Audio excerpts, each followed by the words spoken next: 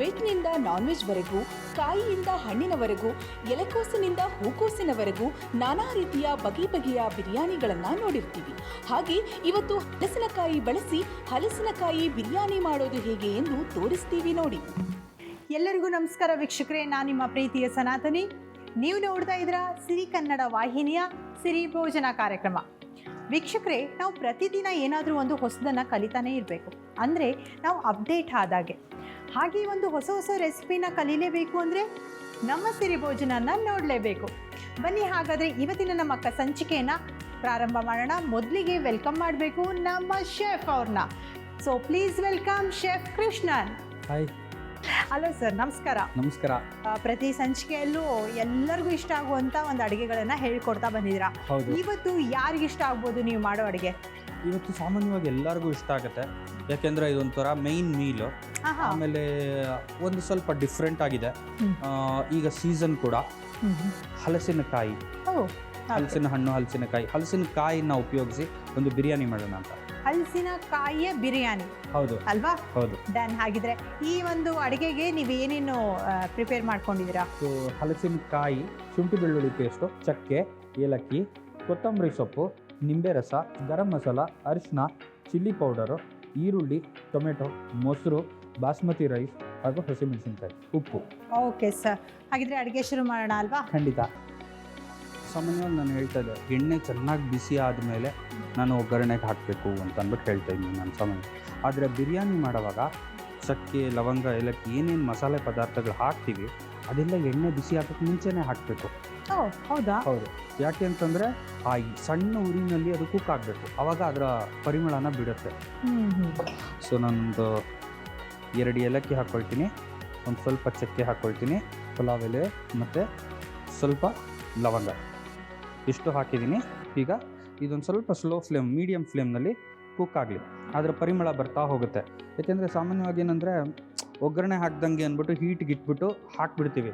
So ಏನಾಗುತ್ತೆ, ಅದು black colour ಆಗಿಬಿಡುತ್ತೆ. ಸೊ ಅದು ಸೀದೋಗುತ್ತಲ್ಲ ಅಂತ ಅಂದ್ಬಿಟ್ಟು ನಾವು ಬೇರೆ ಪದಾರ್ಥ ಹಾಕೋಕ್ಕೆ ಶುರು ಮಾಡ್ತೀವಿ.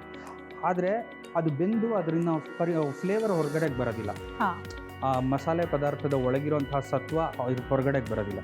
ಹಾಗಾಗಿ ನಮಗೆ ತಿನ್ನಬೇಕಾದ್ರೆ ಆ ಫ್ಲೇವರ್ ಗೊತ್ತಾಗೋದಿಲ್ಲ. Correct sir. ಯೂಶಲಿ ನೀವು ಒಂಥರ ಸ್ನ್ಯಾಕ್ಸು, ಮೇನ್ ಡಿಶ್ಶು, ಎಲ್ಲ ಸ್ಟಾರ್ಟರ್ಸು ಎಲ್ಲನೂ ಕಲ್ತಿದ್ದೀರಾ, ಎಲ್ಲ ನಮಗೆ ಹೇಳ್ತಾ ಇರ್ತೀರ ರೆಸಿಪೀಸ್. ಓಕೆ, ಬಟ್ ನಿಮ್ಮ ಒಂದು ಯಾವ ಏಜಲ್ಲಿ ನೀವು ಅಡುಗೆ ಮಾಡೋದನ್ನು ಶುರು ಮಾಡಿದ್ರಿ ಸರ್? ಯಾಕೆ ಈ ಒಂದು ಥಾಟ್ ನಿಮಗೆ ಬಂತು ಕಲಿಬೇಕು ಇದನ್ನು ಅಂತ? ಆ್ಯಕ್ಚುಲಾಗಿ ನಾನು ತುಂಬ ಚಿಕ್ಕ ವಯಸ್ಸಲ್ಲಿ ಅಡುಗೆ ಮಾಡೋಕ್ಕೆ ಶುರು ಮಾಡಿದೆ. ಒಂದು 7th ಸ್ಟ್ಯಾಂಡರ್ಡ್ 8th ಸ್ಟ್ಯಾಂಡರ್ಡ್ ಟೈಮಲ್ಲಿ ಶುರು ಮಾಡಿದ್ದು ಅಡುಗೆ ಮಾಡೋಕ್ಕೆ, ಅಂದರೆ ಚಿಕ್ಕಪುಟ್ಟ ಮನೆಯಲ್ಲಿ. ಬಟ್ ನಮ್ಮ ತಂದೆ ಇಂಡಿಯಾ ಟೂರಿಸಮ್ನಲ್ಲಿ ಕೆಲಸ ಮಾಡ್ತಾಯಿದ್ರು, ITDC ಕೆಲಸ ಮಾಡ್ತಿದ್ರು, ಹೋಟೆಲ್ ಅಶೋಕಲ್ಲಿ. ಅವ್ರು ಸ್ಟೆನೋಗ್ರಾಫರ್ ಆಗಿದ್ರು. ಸೊ ಹಾಗಾಗಿ ನಾನು ಅಲ್ಲಿ ಹೋದಾಗ ನೋಡ್ತಾ ಇದ್ದೆ, ನನಗೆ ಯಾಕೋ ಒಂಥರ ಇಷ್ಟ ಆಯಿತು. ಸರಿ, ಯಾಕೆ ಇದರಲ್ಲಿ ಮುಂದುವರಿಬಾರ್ದು ಅಂತ ಅಂದ್ಬಿಟ್ಟು ಯೋಚಿಸಿ ಅದರ ಬಗ್ಗೆ ತಿಳ್ಕೊಂಡು ಮುಂದೆ ಹೋದೆ. ಯಾಕೆಂದರೆ ಇವತ್ತಿನ ದಿವಸ ಯಾರಿಗೂ ಸಾಮಾನ್ಯವಾಗಿ ಹೋಟೆಲ್ ಮ್ಯಾನೇಜ್ಮೆಂಟ್ ಬಗ್ಗೆ ನಮ್ಮಲ್ಲಿ ಗೊತ್ತಿಲ್ಲ. ಹೋಟೆಲ್ ಅಂತ ಅಂದರೆ ಏನೋ ಒಂದು ಸ್ಟಾರ್ ಹೋಟೆಲಲ್ಲಿ ಕೆಲಸ ಮಾಡ್ತಾರೆ, ಇದು ಇಷ್ಟ ಗೊತ್ತಿದೆ, ಜಾಸ್ತಿ ಎಕ್ಸ್ಪೋಜರ್ ಇರಲಿಲ್ಲ ಆ ಟೈಮಲ್ಲಿ. ಸೊ ಹಾಗಾಗಿ ಈ ಒಂದು ಉದ್ದೇಶಕ್ಕೋಸ್ಕರ ನಾನು ಸೇರಿದ್ದೆ. ಸೊ ಈಗ ನಾನು ಈರುಳ್ಳಿ ಹಾಕ್ತೀನಿ. ಫಸ್ಟು ಈರುಳ್ಳಿ ನಾನು ಏನು ಮಾಡ್ತೀನಿ ಅಂದರೆ, ಕಟ್ ಮಾಡಿ ಇಟ್ಕೊಂಡಿದ್ದೀನಲ್ಲ, ಇದರಲ್ಲಿ 3/4 ಭಾಗ ಹಾಕ್ತೀನಿ. ನಾನು ಮಾಡೋ ಬಿರಿಯಾನಿ ಸ್ಟೈಲ್ ಬಂದು ಡಬಲ್ ಆನಿಯನ್ ಮೆಥಡ್ ಅಂತ ಕರಿತೀವಿ. Double onion method? ಹೌದು. ಏನಂದರೆ ಈ 2ನೇ ಸತಿ ಈರುಳ್ಳಿ ಹಾಕಿದಾಗ ಅರ್ಧ ಮಾತ್ರ ಬಂದಿರುತ್ತೆ, ಅಂದರೆ ಅದು ಕಂಪ್ಲೀಟ್ ಬ್ರೌನ್ ಆಗೋಲ್ಲ. ಸೊ ಕ್ಯಾರಮಲೈಸ್ ಆಗಿರೋಲ್ಲ ಈರುಳ್ಳಿ. ಸೊ ಅದರ ಒಂದು ಫ್ಲೇವರೇ ಬೇರೆ ಇರುತ್ತೆ, ಈ ಬ್ರೌನ್ ಆಗಿರೋಂಥ ಈರುಳ್ಳಿ ಫ್ಲೇವರೇ ಬೇರೆ ಇರುತ್ತೆ. ಸೊ ಹಾಗಾಗಿ ಇದಕ್ಕೆ ಡಬಲ್ ಆನಿಯನ್ ಮೆಥಡ್ ಅಂತ ಕರಿತೀವಿ. ನೋಡಿ, ಇವಾಗ ಒಂಚೂರು ಬ್ರೌನ್ ಆಗ್ತಾ ಬಂತು ಈರುಳ್ಳಿ. ಸ್ವಲ್ಪ ಉಪ್ಪು ಹಾಕ್ಕೊಳ್ಳೋಣ. ಇದು ಬ್ರೌನ್ ಆಗ್ತಿದ್ದ ಹಾಗೇ ನಾನೇನು ಮಾಡ್ತೀನಿ, ಮಿಕ್ಕಿರೋ ಈರುಳ್ಳಿ ಜೊತೆ ಹಸಿಮೆಣಸಿನ್ಕಾಯಿ ಹಾಕೋತೀನಿ. ಹಸಿಮೆಣಸಿನ್ಕಾಯಿ ಕಟ್ ಮಾಡಿಲ್ಲ, ನೀವು ನೋಡಿದ್ರೆ ಉಂಡೆ ಇಟ್ಕೊಂಡಿದ್ದೀವಿ. ಸೊ ಸಾಮಾನ್ಯವಾಗಿ ಬಿರಿಯಾನಿಗೆ ಏನು ಮಾಡ್ತಾರೆ, ಕಟ್ ಮಾಡಿ ಹಾಕ್ತೀವಿ. ಸೊ ಆಗ ಅದರೊಳಗಿರೋಂತಹ ಸೀಡ್ಸ್ ಏನಿದೆ, ಬೀಜ, ಅದು ಹೊರಗಡೆಗೆ ಬರುತ್ತೆ. ಅದು ಬಂದಾಗ ಅದರ ಟೇಸ್ಟ್ ಚೇಂಜ್ ಆಗ್ತಾ ಹೋಗುತ್ತೆ, ಫ್ಲೇವರ್, ಬಿರಿಯಾನಿ ಫ್ಲೇವರೇ ಚೇಂಜ್ ಆಗಿಬಿಡುತ್ತೆ, ಆ ಮೆಣಸಿನ್ಕಾಯಿ ಫ್ಲೇವರ್ ಬರ್ತಾ ಹೋಗುತ್ತೆ. ಸೊ ಹಾಗಾಗಿ ನಾನು ಮೆಣಸಿನ್ಕಾಯಿನ ಉಂಡೆ ಹಾಕೋತೀನಿ, ಕಟ್ ಮಾಡಿ ಕೂಡ ಹಾಕಲ್ಲ. ಈಗ ನೋಡಿ, ಇದು ಬ್ರೌನ್ ಆಗಿದೆ, ಗೋಲ್ಡನ್ ಕಲರ್ ಬಂದಿದೆ. ಈಗ ನಾನೇನು ಮಾಡ್ತೀನಿ, 2 ಹಸಿಮೆಣಸಿನ್ಕಾಯಿ ಹಾಕ್ತೀನಿ. ಇಲ್ಲ, ಏನು ಸಿಡಿಯಲ್ಲ ಈಗ ಸದ್ಯಕ್ಕೆ. 2 ಹಸಿಮೆಣಸಿನ್ಕಾಯಿ ಹಾಕ್ತಾಯಿದ್ದೀನಿ, ಒಂದು ಸ್ವಲ್ಪ ಫ್ರೈ ಮಾಡ್ತೀನಿ ಹಸಿಮೆಣಸಿನ್ಕಾಯಿನ. ಆಮೇಲೆ ಮಿಕ್ಕಿರೋಂಥ ಈರುಳ್ಳಿನ ಹಾಕ್ತೀನಿ. ಈ ಮಿಕ್ಕಿರೋ ಈರುಳ್ಳಿ ಒಂಚೂರು ಲೈಟಾಗಿ ಸಾಫ್ಟ್ ಆಗಬೇಕು ಅಷ್ಟೇ. ನೋಡಿ ಇವಾಗ ಲೈಟಾಗಿ ಸಾಫ್ಟ್ ಆಗಿದೆ. ಈಗ ನಾನೇನು ಮಾಡ್ತೀನಿ, ಶುಂಠಿ ಬೆಳ್ಳುಳ್ಳಿ ಪೇಸ್ಟ್ ಹಾಕ್ತೀನಿ. ಸ್ವಲ್ಪ ಜಾಸ್ತಿನೇ ಹಾಕ್ಬೇಕಾ? ಹಾಂ ಹೌದು, ಯೂಶ್ವಲಾಗಿ ಶುಂಠಿ ಬೆಳ್ಳುಳ್ಳಿ ಪೇಸ್ಟು ಒಂದು 100 ಗ್ರಾಮ್ಸ್ ಮಾಡ್ತಿದ್ದೀರಾ ಅಂತಂದರೆ ರೈಸ್ಗೆ ಒಂದು 25ರಿಂದ 30 ಗ್ರಾಮ್ ಅಷ್ಟು ಶುಂಠಿ ಬೆಳ್ಳುಳ್ಳಿ ಪೇಸ್ಟ್ ಇರಬೇಕು. ಅಂದರೆ ಒಂದು ಕಾಲು ಭಾಗ. ನಾನು ಕಮ್ಮಿ ಮಾಡೋವಾಗ ನೀವು ಅಷ್ಟು ಹಾಕ್ಕೋಬೇಕಾಗತ್ತೆ. ಒಂದು 100 ಗ್ರಾಮ್ಸ್ ರೈಸ್ ಅಂದರೆ ಅಕ್ಕಿ ನಾನು ಹೇಳ್ತಾ ಇರೋದು. ಸೊ 100 ಗ್ರಾಮ್ಸ್ ರೈಸ್ಗೆ ನೀವು ನೀರು ಎಷ್ಟು ಹಾಕ್ತೀರಾ, ಆಲ್ಮೋಸ್ಟ್ 200 ml ನೀರು ಹಾಕ್ತೀರಾ ನೀವು. ಸೊ ಎಲ್ಲ ಸೇರಿದ್ರೆ ನಿಮಗೆ ಆ ಪ್ರಮಾಣ ಸರಿ ಹೋಗುತ್ತೆ. ನಾವು ಯೂಶಲಿ ಅಕ್ಕಿದ್ ಮಾತ್ರ ಕೌಂಟ್ ಹಿಡಿತೀವಿ, ಅದ್ರ ಪಕ್ಕ ಅದೇನೇನು ಹಾಕ್ತೀವೋ ಅದೆಲ್ಲ ಗೊತ್ತಾಗಲ್ಲ. ಈಗ ಹಲಸಿನಕಾಯಿ ಹಾಕ್ತೀವಿ, ಇದಕ್ಕೆಲ್ಲದಕ್ಕೂ ಸೇರಬೇಕಲ್ವಾ ಮಸಾಲೆ. ಕರೆಕ್ಟ್. ಸೊ ಈಗ ನಾನೇನು ಮಾಡ್ತೀನಿ, ಈ ಹಲಸಿನಕಾಯಿ ಏನು ಕಟ್ ಮಾಡಿ ಇಟ್ಕೊಂಡಿದ್ದೀನಿ ಇದನ್ನು ಹಾಕ್ತಾ ಬರ್ತೀನಿ. ನಮ್ಮ ಮೊದಲನೇ ಸಂಚಿಕೆ ಕೂಡ ಹಲಸಿನಕಾಯಿಂದನೇ ಶುರು ಆಯಿತು. ಹೌದಾ? ಈಗ ಆಲ್ಮೋಸ್ಟ್ ಕುಕ್ ಆಗಿದೆ ಅದು, ಅಂದರೆ ಆ ಮಸಾಲೆ ಎಲ್ಲ ಶುಂಠಿ ಬೆಳ್ಳುಳ್ಳಿ ಫ್ಲೇವರ್ ಬರ್ತಾ ಇದೆ ಬೆಂದಿರೋ ರೀತಿ. ಅರಿಶಿನ ತುಂಬ ಒಳ್ಳೆಯದು, ತುಂಬ ಒಳ್ಳೆ ಆ್ಯಂಟಿಸೆಪ್ಟಿಕ್. ಚೂರು ಗರಂ ಮಸಾಲ ಹಾಕ್ತೀನಿ.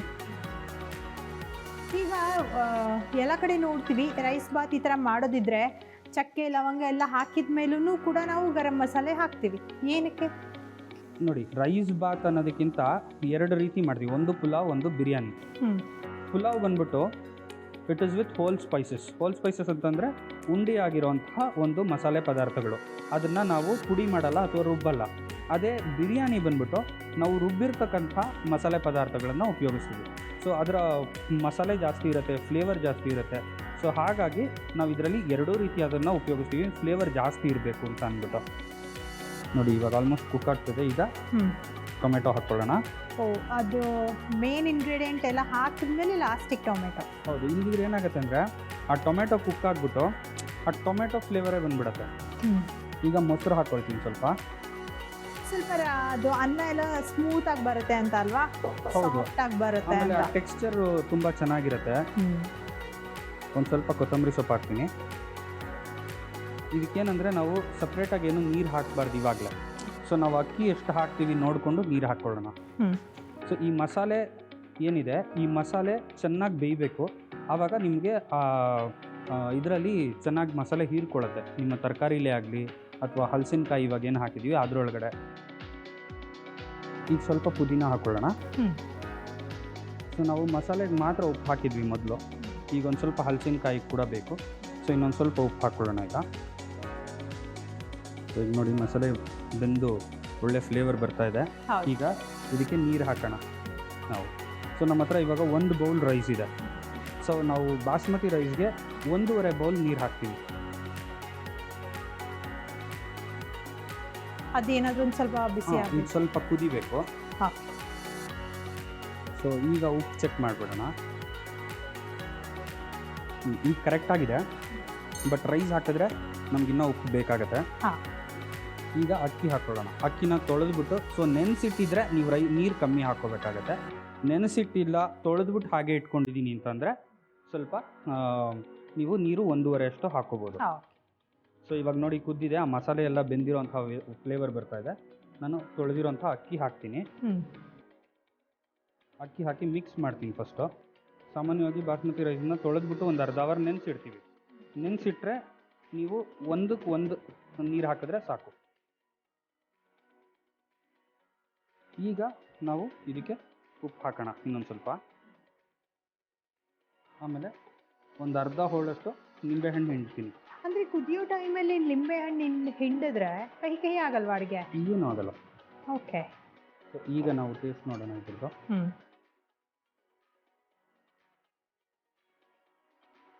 ಪರ್ಫೆಕ್ಟ್. ಈಗ ಇನ್ನೇನು ಬೇಕಾಗಿಲ್ಲ ಇದಕ್ಕೆ. ಈಗ ನಾವೇನು ಮಾಡೋಣ, ಇದನ್ನು ಮುಚ್ಚಿಟ್ಬಿಡೋಣ, 2 ವಿಸಿಲ್ ಹೊಡಿಯೋಕ್ಕೆ ಬಿಡೋಣ. ಸೊ ಈಗ 2 ವಿಸಿಲ್ ಆಗಬೇಕಲ್ವಾ? ಹೌದು. ಅಷ್ಟರಲ್ಲಿ ನಾನೊಂದು ಬ್ರೇಕ್ ತೊಗೊಂಡ್ಬರ್ತೀನಿ. ಖಂಡಿತ. ಓಕೆ ವೀಕ್ಷಕರೇ, ಬಿಸಿ ಬಿಸಿಯಾಗಿ ಬಿರಿಯಾನಿ ರೆಡಿ ಆಗ್ತಾ ಇದೆ. ಇದು ಅರಬ್ ದೇಶದ ಒಂದು ಅಡುಗೆ, ಒಂದು ಪರ್ಷಿಯನ್ ಅಡುಗೆ ಇದು ಆ್ಯಕ್ಚುಲಾಗಿ.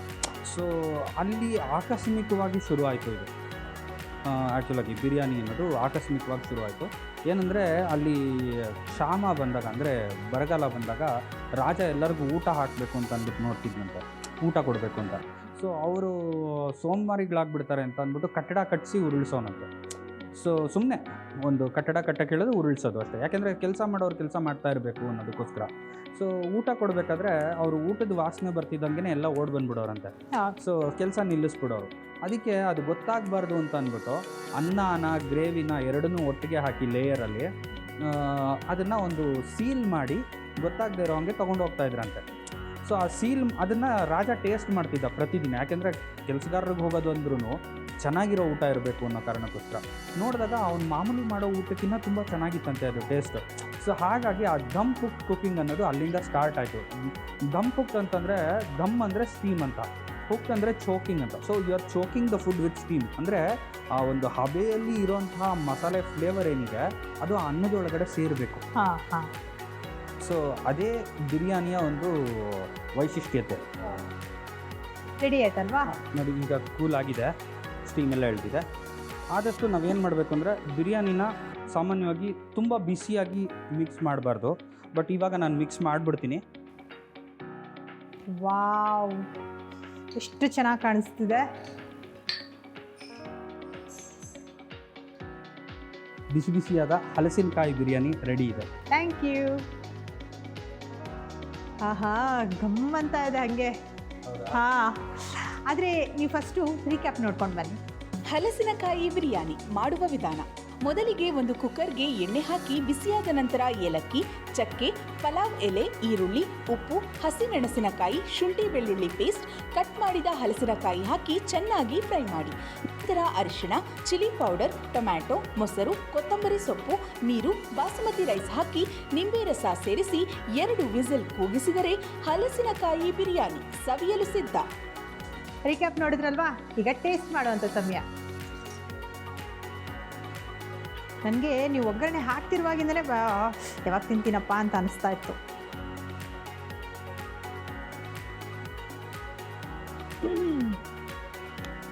ಫುಲ್ ಹಿಂಗೆ ಮಲ್ಕೊಳ್ತಾ ಇದ್ದರೆ ಟಕ್ಕಂತ ಎದ್ದು ನಿಲ್ಬೇಕು ಹಂಗೆ ತಿಂದ ತಕ್ಷಣ.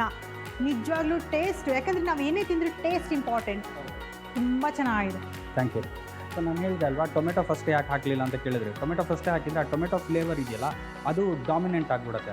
ಸೊ ಟೊಮೆಟೊ ಬಾತ್ ಥರ ಆಗಿಬಿಡುತ್ತೆ. ಲಾಸ್ಟಲ್ಲಿ ಹಾಕ್ಕೊಂಡ್ರೆ ಅದು ಬೆಂದು ಟೇಸ್ಟ್ ಮಾತ್ರ ಕೊಡುತ್ತೆ. ಎಲ್ಲ ಓವರಾಲ್ ತುಂಬ ಚೆನ್ನಾಗಿದೆ sir. Thank you so much. ಇಷ್ಟೊಂದು ಕೇರಿಂದ, ಪ್ರೀತಿಯಿಂದ ಪ್ರತಿ ಸಾರಿ ನಮಗೆ ಒಳ್ಳೊಳ್ಳೆ ರೆಸಿಪಿನ ತಂದು ತೋರಿಸ್ತಾ ಇದ್ದೀರಾ, ಹೇಳ್ಕೊಡ್ತಾ ಇದ್ದೀರಾ. ಮುಂದಿನ ಸಂಚಿಕೆಯಲ್ಲಿ ಮತ್ತೆ ಸಿಗೋಣ. ಖಂಡಿತ. ನಮಸ್ಕಾರ. ನಮಸ್ತೆ. ಬಾಯ್. ಬಾಯ್. ಈಗ ನಮ್ಮ ಕಾರ್ಯಕ್ರಮದ ವಿಶೇಷವಾದಂಥ ಈ ಒಂದು ವಿಭಾಗಕ್ಕೆ ಬಂದಿದ್ದೀವಿ. ಇಲ್ಲಿ ಸಸ್ಯ ಔಷಧಿ ಬಗ್ಗೆ ತಿಳಿಸ್ಕೊಡ್ತಾ ಇದ್ದಾರೆ. ಸೊ ಹಾಗಿದ್ರೆ ಅವ್ರನ್ನ ವೆಲ್ಕಮ್ ಮಾಡೋಣ. Please welcome R Madhusudan sir. ನಮಸ್ತೆ ಮೇಡಮ್. ನಮಸ್ತೆ ಸರ್. ಹೇಗಿದ್ದೀರಿ? ನಾನು ತುಂಬ ಚೆನ್ನಾಗಿದ್ದೀನಿ, ನೀವು ಹೇಗಿದ್ದೀರಾ? ಫಸ್ಟ್ ಕ್ಲಾಸ್ ಇದ್ದೀನಿ. ಓಕೆ ಸರ್, ಇವತ್ತಿನ ಎಪಿಸೋಡ್ನಲ್ಲಿ ಏನನ್ನ ನೀವು ತಿಳಿಸ್ಕೊಡ್ತಾ ಇದ್ದೀರಾ? ನಾವು ಪ್ರತಿ ಎಪಿಸೋಡಲ್ಲಿ, ಪ್ರತಿ ಸಂಚಿಕೆಯಲ್ಲಿ ವೀಕ್ಷಕರಿಗೆ ತುಂಬ ಉಪಯೋಗ ಆಗುವಂಥ ಮಾಹಿತಿಗಳನ್ನು ಕೊಡ್ತಾ ಇದ್ದೀವಿ. ಇವತ್ತಿನ ಸಂಚಿಕೆಯಲ್ಲಿ ಹವಾಮಾನ ಬದಲಾವಣೆಯಿಂದ ಆಗುವಂಥ ಅಥವಾ ಬರುವಂಥ ಸಾಮಾನ್ಯ ಜ್ವರ, ಇದನ್ನು ನೆನ್ಪಿಟ್ಕೋಬೇಕು. ಸಾಮಾನ್ಯ ಜ್ವರ ಇದು ಅಂದರೆ ಒಂಥರ ಮೈ ಬಿಸಿ ಆದಂಗೆ ಆಗೋದು, ಈ ಥರ ಆಗುತ್ತೆ. ಅಂಥ ಜ್ವರಕ್ಕೆ ಮನೆಯಲ್ಲೇ ಮಾಡ್ಕೊಳ್ಬಹುದಾದಂಥ ಅದ್ಭುತವಾದಂಥ ಸಂಜೀವಿನಿ ತೋರಿಸ್ತಾ ಇದ್ದೀನಿ. ಇದರದ್ದು ವಿಶೇಷ ಏನು ಅಂತಂದರೆ, ನೀವು ಕೇಳ್ತೀರಾ ಏನೇನು ಬಳಸ್ತೀರಿ ಇದಕ್ಕೆ ಅಂತ. ಹೌದು, ಆಲ್ಮೋಸ್ಟ್ ಪ್ರತಿಯೊಬ್ಬರು ಮನೆಯಲ್ಲೂ ಇರುತ್ತೆ. ಅಂದರೆ ಬೆಂಗಳೂರಲ್ಲಿ ನಾನು ಹೇಳ್ತಿಲ್ಲ, ಬೇರೆ ಸಿಟಿನಲ್ಲಿ ಪ್ರತಿಯೊಬ್ಬರು ಮನೆಯಲ್ಲೂ ಒಂದು ಪಪ್ಪಾಯಿ ಮರ ಇದ್ದೇ ಇರುತ್ತೆ. ಸಣ್ಣದೊಂದು ಪಪ್ಪಾಯಿ ಗಿಡ ಇದ್ದೇ ಇರುತ್ತೆ. ಹೌದು. ಪಪ್ಪಾಯಲ್ಲಿ ನಾವು 800 ಕಾಯಿಲೆಗಳನ್ನು ಗುಣ ಮಾಡುವಂಥ ಔಷಧಿ ತಯಾರು ಮಾಡ್ತೀವಿ. 800 ಕಾಯಿಲೆ. ನಿಮ್ಗೆ ಆಶ್ಚರ್ಯ ಆಗ್ಬೋದು, ಅಷ್ಟು ಕಾಯಿಲೆ ಇದೆಯಾ ಅಂತ. ಹೇಳ್ತಾ ಹೋದರೆ ಅಷ್ಟು ಬರುತ್ತೆ. ಇರಲಿ, ಮುಂದಿನ ಸಂಚಿಕೆನಲ್ಲಿ ಅದನ್ನು ಹೇಳ್ತೀನಿ. ಸೊ ಪಪ್ಪಾಯಿಯ ಎಲೆ ಈ ಸಾಮಾನ್ಯ ಜ್ವರವನ್ನು ದೂರ ಮಾಡುವಂಥ ಶಕ್ತಿ ಹೊಂದಿದೆ. ಸೊ ಹಾಗಾಗಿ ಸ್ವಲ್ಪ ಪಪ್ಪಾಯಿ ಎಲೆ ಬಳಸ್ತೀನಿ. ಅದ್ರ ಜೊತೆಗೆ ಎಂದಿನ ಹಾಗೆ ಅಮೃತ ಬಳ್ಳಿ. ಅಮೃತ ಬಳ್ಳಿ ಯಾಕೆ ಅಂತಂದರೆ ಇಮ್ಯುನಿಟಿ. ಯಾರಿಗೆ ಬೇಗ ಜ್ವರ ಬರುತ್ತೆ ಅಂತಂದರೆ ಇಮ್ಯುನಿಟಿ ಪವರ್ ಕಡಿಮೆ ಆದಾಗ. ನಾನು ಅದಕ್ಕೆ ಹೇಳ್ತಾ ಇರ್ತೀನಿ, ತಿಂಗಳಲ್ಲಿ 1 ಸಲ 2 ಸಲ ಅಮೃತ ಬಳ್ಳಿ ಕಷಾಯ ಮಾಡ್ಕೊಂಡು ಕುಡೀರಿ, ನೀವು ಆರೋಗ್ಯ ವೃದ್ಧಿ ಆಗುತ್ತೆ ಅಂದ್ಬಿಟ್ಟು. ನಾನು ಹಾಗಿದ್ರೆ ಅದಕ್ಕೇನೇನು ತೊಗೊಂಡು ಬಂದಿದ್ದೀರಾ? 2 ಪಪ್ಪಾಯಿ ಎಲೆ. ನೀವು ಪಪ್ಪಾಯಿ ಎಲೆ ಅಂತಂದರೆ ತುಂಬ ಹಾಕಬೇಕು ಅಂತ ಏನಿಲ್ಲ, ಒಂದು ಇಷ್ಟು ಭಾಗ ಹಾಕ್ಕೊಂಡ್ರೂ ಸಾಕು. ನಾನು ಒಂದು ಎಲೆಯಲ್ಲಿ ಕಾಲು ಭಾಗದಷ್ಟು ಇಲ್ಲ ಅಷ್ಟು ತೊಗೊಂಬಂದಿದ್ದೀನಿ. ಸೊ ಇದು ಔಷಧಿ ಮಾಡ್ಕೊಳ್ಳುವಾಗ ಸ್ವಲ್ಪ ಬಳಸಿದ್ರು ಸಾಕು. ಇದು ಹೇಗೆ ಅಂತಂದರೆ ವಯಸ್ಸಿಗೆ ಅನುಗುಣವಾಗಿ ಇದನ್ನು ಮಾಡ್ಕೊಂಡು ಕುಡಿಬೇಕು, ಅದನ್ನು ಗಮನದಲ್ಲಿಡಬೇಕು. ಸುಮ್ಮನೆ ಮಾಡಿಕೊಂಡು ಪುಟ್ಟ ಮಕ್ಕಳಿಗೆ ಲೋಟದಷ್ಟು ಕುಡಿಸ್ಬಿಡ್ಬಾರ್ದು, ಆ ಥರ ಮಾಡಬಾರ್ದು. 5 ವರ್ಷ ಮೇಲ್ಪಟ್ಟಂಥ ಮಕ್ಕಳಿಗೆ ಸಣ್ಣ ಜ್ವರ ಕಾಣಿಸ್ತು ಅಂತಂದರೆ ಇದನ್ನು ಮಾಡಿಕೊಡೋದು. ಹೋಗಲಿಲ್ಲ ಅಂತಂದರೆ ಅವಶ್ಯಕವಾಗಿ ಡಾಕ್ಟರ್ ಹತ್ರ ಹೋಗಲೇಬೇಕು. ಸೊ 1 ಗ್ಲಾಸು ದೊಡ್ಡವ್ರಿಗೆ, 5 ರಿಂದ 10 ವರ್ಷ ಇರುವಂಥ ಮಕ್ಕಳಿಗೆ ಒಂದು ಅರ್ಧ ಗ್ಲಾಸ್ ಕುಡಿದ್ರೆ ಸಾಕು. ಸರಿ, ಅದು ಖಾಲಿ ಹೊಟ್ಟೆಲಿ ಬೆಳಿಗ್ಗೆ ಎದ್ದ ತಕ್ಷಣ. ಬೆಳಗ್ಗೆ ಎದ್ದ ತಕ್ಷಣ. ಅದು ಎಷ್ಟು ದಿವಸ ಕುಡಿಬೇಕು? 2 ದಿನ. 2 ದಿನಕ್ಕೆ ಸಾಮಾನ್ಯ ಜ್ವರ ಹೊರಟೋಗ್ಬಿಡುತ್ತೆ.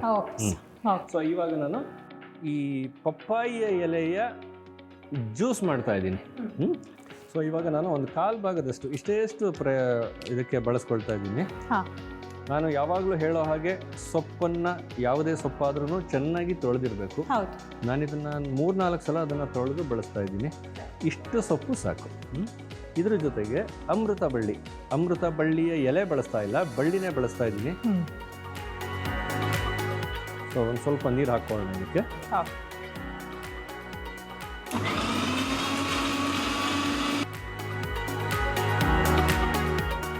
ಸೊ ಇವಾಗ ಜ್ಯೂಸ್ ತಯಾರಾಗಿದೆ.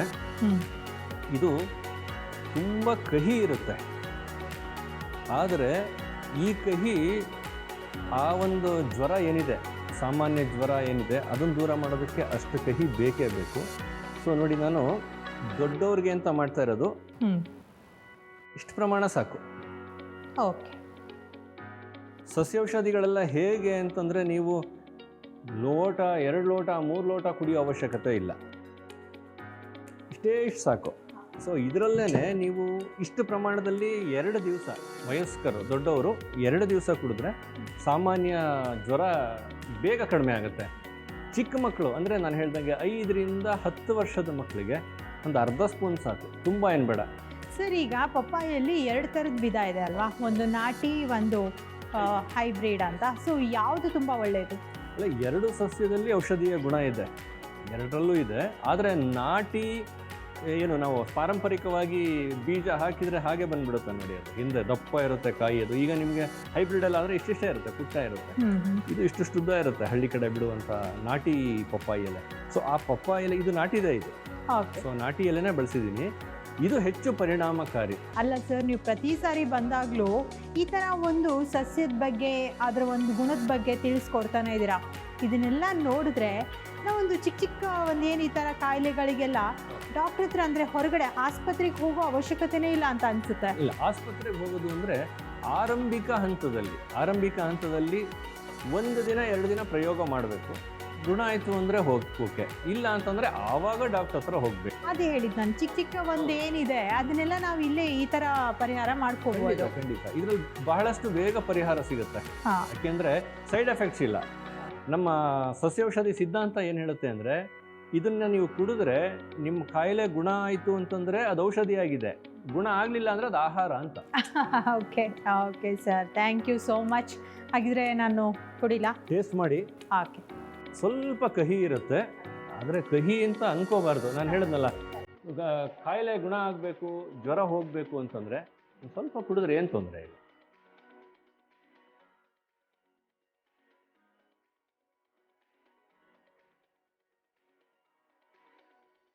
ಅಲ್ವಾ?